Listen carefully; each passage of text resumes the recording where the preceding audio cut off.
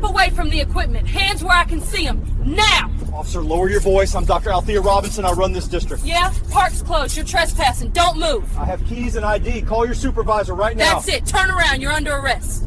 Officer Vance received a dispatch call regarding a suspicious individual possibly vandalizing equipment at the school. The caller sounded frantic, claiming a woman was shaking the structures and refusing to leave. To a seasoned officer, this might have sounded like a misunderstanding or perhaps a maintenance worker. But to Officer Vance, whose personnel file was already thick with complaints about aggressive posturing and a lack of discretion, it sounded like an opportunity for action. He sped toward the school lights flashing, mind already made up about what he would find. He didn't know that the suspicious person was Dr. Althea Robinson, the 54-year-old superintendent of the entire school district.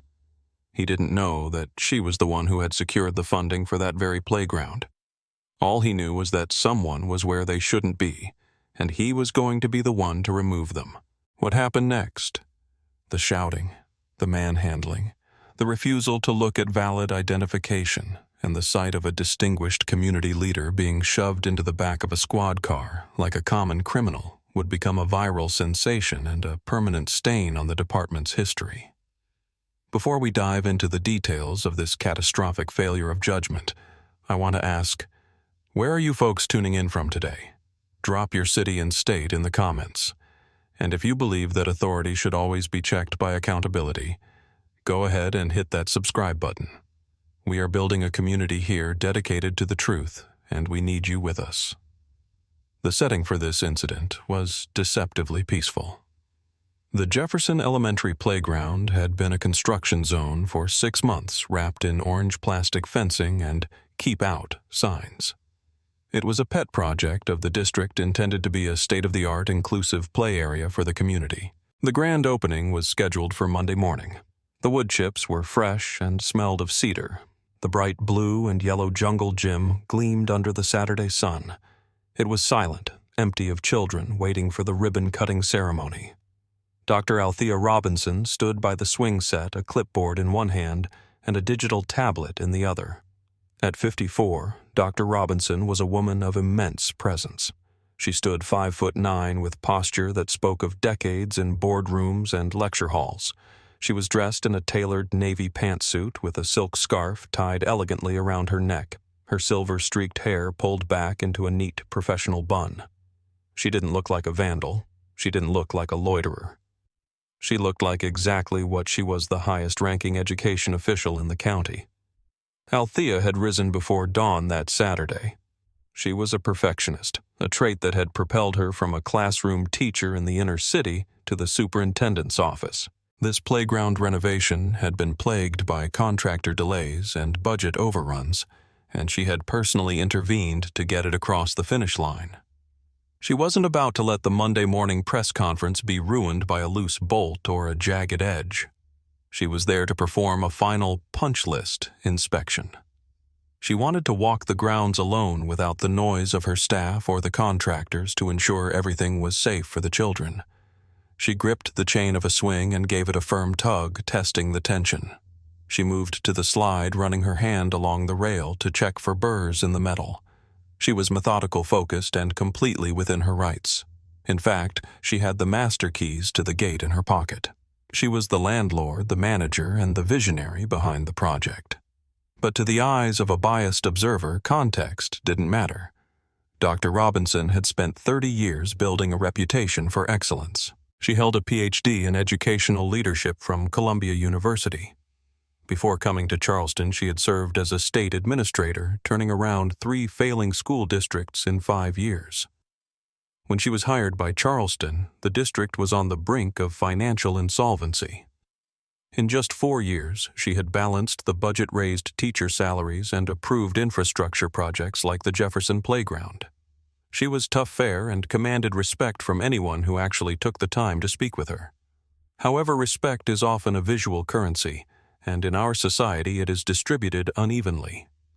Althea knew this. It was why she never left her house without being impeccably dressed. It was why she spoke with precise diction. It was why she drove a sensible, clean sedan, which was currently parked in the faculty lot. She knew that as a black woman in a position of power, she had to work twice as hard to be seen as half as competent. But even she couldn't have predicted that on a quiet Saturday morning in the district she ran her credentials would be rendered invisible by the prejudices of a stranger. That stranger was Jared Thorne. Thorne lived in a 2-story colonial that backed right up to the school property. He was 34 years old, a software sales representative who spent most of his weekends sitting on his back deck nursing a coffee and watching the neighborhood with a critical eye. Thorne was the type of neighbor who measured the grass height of the lawn next door and checked the HOA bylaws if a trash can was left out too long.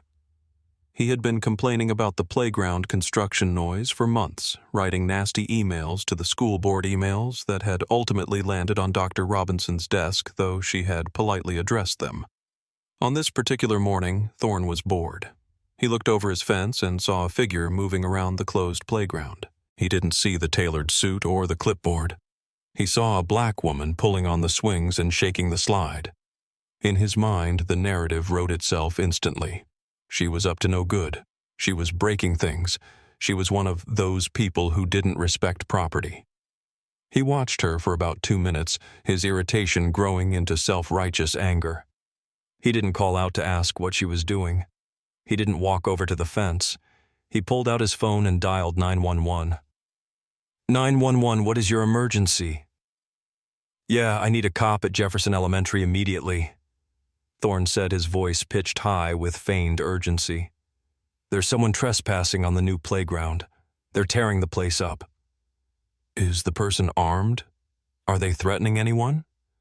I don't see a weapon, but she's going crazy on the equipment, shaking it violently. She's probably on drugs or something. It's a black female, maybe 40s or 50s. She's definitely not supposed to be there. The park is closed. Okay, sir. We have an officer in the vicinity. We'll send someone over. Hurry up before she destroys the whole thing, Thorne added before hanging up. Thorne sat back feeling a surge of satisfaction. He had done his civic duty. He had protected the neighborhood. He took a sip of his coffee and waited for the show, completely unaware that he had just set in motion a chain of events that would humiliate him publicly and cost the taxpayers millions. Officer Kyle Vance was only 6 blocks away when the call came through. As he listened to the dispatcher relay the details, trespassing potential vandalism subject is a black female, possibly intoxicated or disturbed. His grip tightened on the steering wheel. Vance had a specific view of policing that relied heavily on domination. He believed that respect was something you demanded, not something you earned. In his 3 years on the force, he had developed a reputation among his colleagues. Some called him proactive. Others, the older veterans who knew better, called him a liability. Vance's record was a minefield of red flags. There were 7 complaints in his file. One involved him tackling a teenager for skateboarding in a parking lot. Another involved him drawing his taser on a grandfather who was arguing a parking ticket. In every instance, Vance had escalated the situation, turning minor misunderstandings into major conflicts. But the department, struggling with staffing shortages and a powerful union, had opted for retraining and written reprimands rather than termination. They kept hoping he would mature. They were wrong. As Vance pulled his cruiser up to the curb of Jefferson Elementary, he didn't check the license plate of the sedan in the lot. He didn't pause to observe the subject's behavior. He saw a black woman standing by the monkey bars tapping on a tablet. The disconnect between the dispatch description, going crazy on equipment, and the reality, a woman working quietly, didn't register. His confirmation bias was already locked in. He slammed the car door shut, adjusted his utility belt, and marched across the grass, bypassing the sidewalk entirely. He didn't approach with a question. He approached with a command. "Hey, you!" Vance shouted from 30 yards away. "Step away from the equipment!" Dr. Robinson looked up, startled. She shielded her eyes against the sun to see the uniformed officer storming toward her. Her first instinct wasn't fear. It was confusion. She assumed there had been an accident nearby, or perhaps a security alarm she had tripped. "Good morning, officer," She called back, her voice calm and authoritative. "Is there a problem?" "I said, step away from the equipment and put your hands where I can see them." Vance bellowed, closing the distance rapidly. His hand was resting on his holstered taser. "Officer, there is no need to shout," Althea said, standing her ground. She lowered her clipboard but kept her posture erect. "I am Dr. Althea Robinson. I am the superintendent of this school district." Vance stopped 5 feet from her, invading her personal space. He looked her up and down, sneering. "Yeah, and I'm the mayor. The park is closed, lady. Can't you read the signs you're trespassing?" "I am not trespassing," Althea said, her tone sharpening. "I am inspecting the property. I have the keys to the gate right here in my pocket." She moved her hand slowly toward her blazer pocket. "Don't you move!" Vance screamed, stepping back and unsnapping the retention strap on his holster. "Keep your hands out. You're creating a disturbance." "The only person creating a disturbance is you, officer," Althea said, her heart beginning to pound. She realized with a sinking feeling that this man wasn't listening. He wasn't looking at her suit. He wasn't hearing her diction. He was seeing a threat. "I am telling you I am the district superintendent. My ID is in my bag on that bench. If you will allow me to retrieve it, we can resolve this." "I don't want to see your fake ID," Vance spat. "We got a call that you're out here destroying public property. I saw you pulling on those swings." "I was testing the structural integrity," Althea exclaimed, exasperated. "That is my job. Now please lower your voice and let me show you my credentials." "You're not showing me anything except your back," Vance said, his face flushing red. "I'm giving you a lawful order. Leave the premises now or you're going to jail." Althea Robinson stared at him. She had negotiated with union leaders, faced down angry parents, and managed multi-million-dollar budgets. She was not accustomed to being bullied by a man young enough to be her son. "I am not leaving," she said clearly. "I am the legal administrator of this site. You are making a grave error, officer. I suggest you call your supervisor." That was the trigger. To a man like Kyle Vance, a suggestion to call a supervisor was a direct challenge to his manhood. It was an insult. "That's it," Vance growled. "You're under arrest." He lunged forward, grabbing Dr. Robinson by the wrist. The clipboard fell to the ground, clattering against the metal slide. "Do not touch me!" Althea shouted, pulling back. "You are assaulting a public official." "Stop resisting!" Vance yelled, using the catchphrase that justifies so much unnecessary force. He spun her around, wrenching her arm behind her back with enough force to strain her shoulder. Althea gasped in pain, her glasses sliding down her nose. By this time, 2 people walking their dogs on the sidewalk had stopped. They were a middle-aged couple locals who knew the neighborhood. They didn't see a vandal. They saw a police officer manhandling a well-dressed woman. The husband pulled out his phone and started recording. "Hey," the man shouted from the sidewalk. "Take it easy. She's not fighting you. Back up." Vance screamed at the witnesses, not looking away from Althea. "Interfere and you're next." He shoved Althea against the bright yellow support pole of the jungle gym, the cold steel pressed against her cheek. "Officer," Althea said, her voice shaking with rage but controlled. "My name is Dr. Althea Robinson. You are arresting the superintendent of schools on her own property. This will cost you your badge. I promise you that." "Tell it to the judge," Vance muttered. He ratcheted the handcuffs too tight around her wrists. The metal bit into her skin. He didn't double lock them. He grabbed her by the arm and marched her across the wood chips, her polished shoes scuffing in the dirt. "I have identification," she repeated. "It is right there." "I said shut up," Vance said. He dragged her to the cruiser, opened the back door, and pushed her inside. The space was cramped and smelled of stale sweat and vinyl. As the door slammed shut, separating her from the world, Althea Robinson took a deep breath. She didn't cry. She didn't scream. She began to memorize every detail. The time, the officer's nameplate, the number of the patrol car. Jared Thorne, watching from his deck, felt a sudden pit in his stomach. The woman was dressed nicely. She hadn't looked like a crackhead when the cop walked her out. And why were people filming? He put his coffee down, the thrill of the bust, suddenly replaced by a gnawing anxiety that he had miscalculated. The ride to the precinct was short only about 10 minutes. Officer Vance drove with the radio off, adrenaline pumping through his veins. He felt powerful. He had neutralized a threat. He glanced in the rearview mirror. The suspect was sitting perfectly still, staring out the window with a look of icy detachment. She didn't look scared. She looked waiting. It was unnerving, but Vance brushed it off. They always acted tough until they got to the holding cell. Althea watched the city pass by. She saw the high school she had authorized a new library for. She saw the community center where she volunteered. She was the superintendent. She was a pillar of this community. And she was in handcuffs because a man with a badge and a gun couldn't conceive of a world where a black woman belonged in charge. They arrived at the North Precinct. Vance pulled into the sally port, the garage door rumbling shut behind them. He hauled Althea out of the car. "Let's go," he said, gripping her arm again. "I am walking," Althea said coldly. "Unhand me."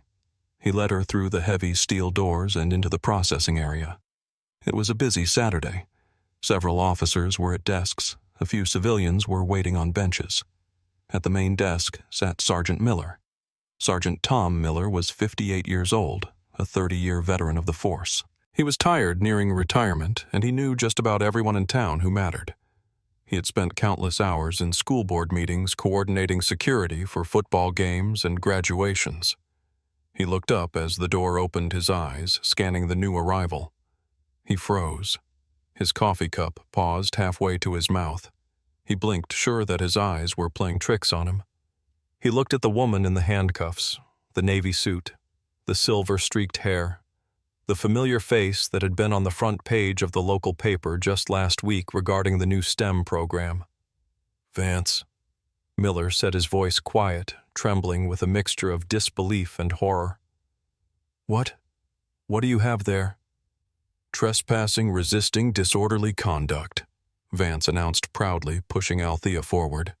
"Caught her tearing up the new playground at Jefferson Elementary, refused to ID, tried to fight me." Sergeant Miller stood up slowly. His face went pale, then a deep, terrifying shade of red. "Vance," Miller said, coming around the desk. "Take those cuffs off. Right, now." Vance looked confused. "Sarge, she's a suspect. She was—" "That is the superintendent of the school district, you absolute moron!" Miller roared, his voice echoing off the cinder-block walls. The entire station went dead silent. Typewriters stopped. Conversations halted. Vance froze. He looked at Althea. He looked at Miller. Who? "Dr. Robinson," Miller said, rushing over to Althea. "Dr. Robinson, I am so sorry." He grabbed Vance's shoulder and shoved him aside physically. "Give me the keys. Now." Vance fumbled for his keys, his hands suddenly shaking. The color drained from his face as the reality of what he had done crashed down on him. Miller unlocked the cuffs.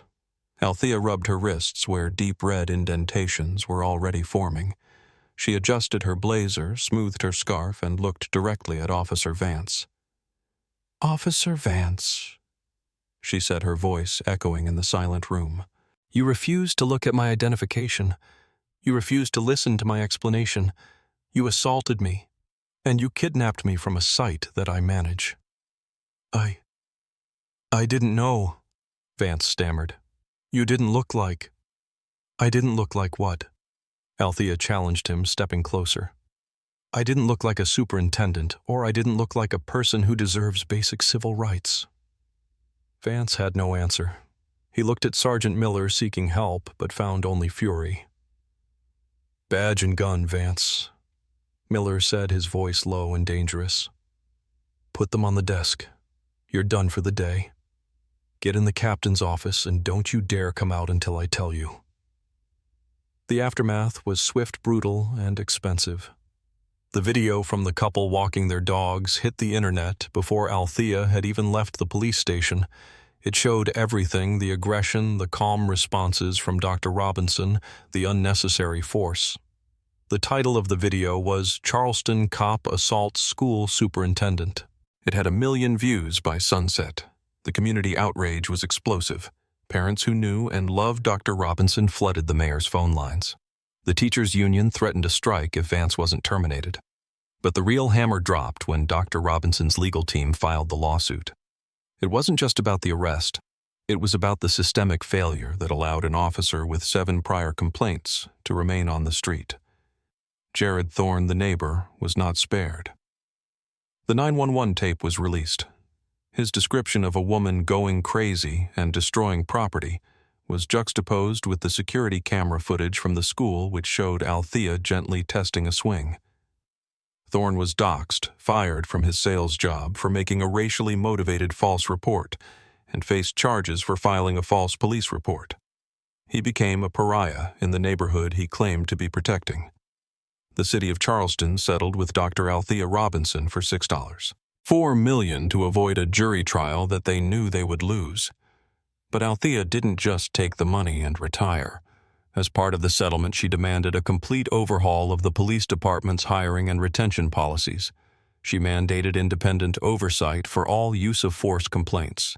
She forced the city to implement a duty to intervene policy for other officers. Officer Kyle Vance was fired 3 weeks later. The internal investigation was scathing. He was stripped of his certification, ensuring he could never work in law enforcement in the state again. At 29, his career was over, a casualty of his own arrogance. But money and policy changes don't erase the memory of the cold steel against your cheek. They don't undo the feeling of being powerless in the face of a man with a gun who sees you as a threat first and a human being second. Dr. Robinson returned to work the next Monday for the ribbon-cutting ceremony.